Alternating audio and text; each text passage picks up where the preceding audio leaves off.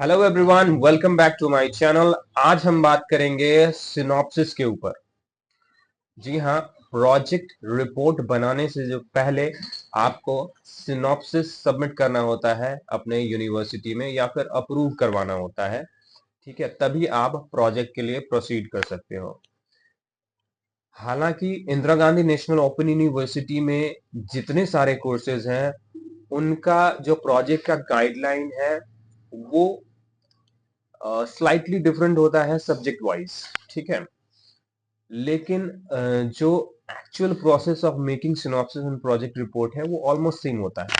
तो इसीलिए इस वीडियो में मैं ऑलमोस्ट सारे कोर्सेज के अंदर जो सिनॉप्सिस बनाना होता है उसका ओवरऑल एक सीक्वेंस बताने जा रहा हूँ, जिसपे आप अपना प्रपोजल या सिनॉप्सिस फॉर्मेट करोगे। ठीक है, तो सबसे पहले आप ये जान लो, किसी भी सिनॉप्सिस में आपको पहले सबसे पहले आपको अपना प्रोजेक्ट का टॉपिक सिलेक्ट करना होता है। आपने टॉपिक सिलेक्ट कर लिया, ठीक है, अपने जो गाइड है, ठीक है, या आपके सब्जेक्ट काउंसलर है या प्रोजेक्ट काउंसलर है, आपने उनसे बात करके आपने टॉपिक फाइनल कर लिया।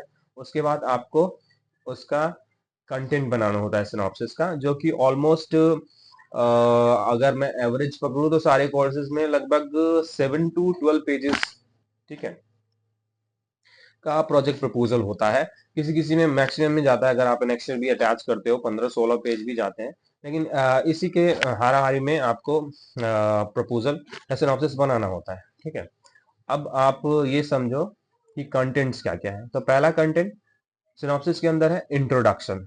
ठीक है, आपने इंट्रोडक्शन डाला, ठीक है, प्रॉपर सिटेशन के साथ आप इंट्रोडक्शन डालो। उसके बाद आप आ जाओ स्टेटमेंट ऑफ द प्रॉब्लम। ठीक है, दूसरा जो पॉइंट होगा वो स्टेटमेंट ऑफ द प्रॉब्लम होगा, वो आपको डालना है। तीसरा, review of literature. Review of literature जो ऑलरेडी स्टडीज हो रखी हैं वो आप review of literature as a review of literature डालोगे अपनी स्टडी में।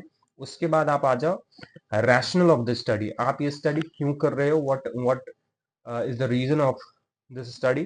ठीक है, आप वो रैशनल आप उसमें डालोगे। ठीक है, उसके बाद आपको डालना है ऑब्जेक्टिव्स ऑफ द स्टडी, क्या क्या ऑब्जेक्टिव्स हैं।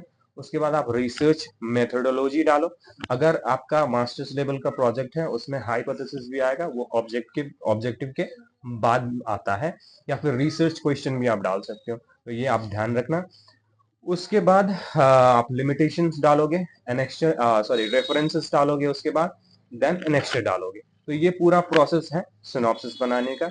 इस वीडियो में इतना ही, अगले वीडियो में मैं आपको और इन्फॉर्मेशन लेके आऊंगा। Thank you very much for watching.